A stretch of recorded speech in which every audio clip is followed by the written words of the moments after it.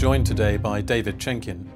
David is managing partner at US law firm Zeichner Ellman Krause, and he is perhaps best known for his work representing corporations and individuals in front of the US Senate's Permanent Subcommittee on Investigations. David, it's great to have you with us.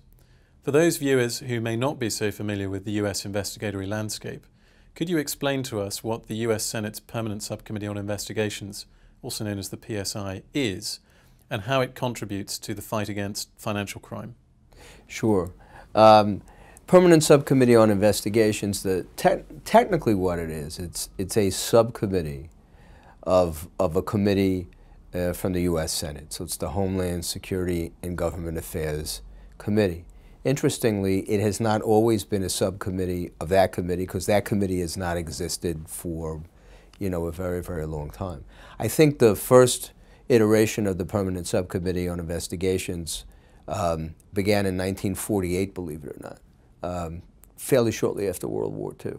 And it's fairly unique, particularly for the U.S. Congress these days, in that it really has traditionally been, at least in the last 15, 20 years, fairly bipartisan. So you have both Republicans and Democrats, and no matter who is in the majority or who is in the minority, often the investigations and the reports are things that have been traditionally done in a fairly bipartisan manner. And it's unique because it's an investigating committee.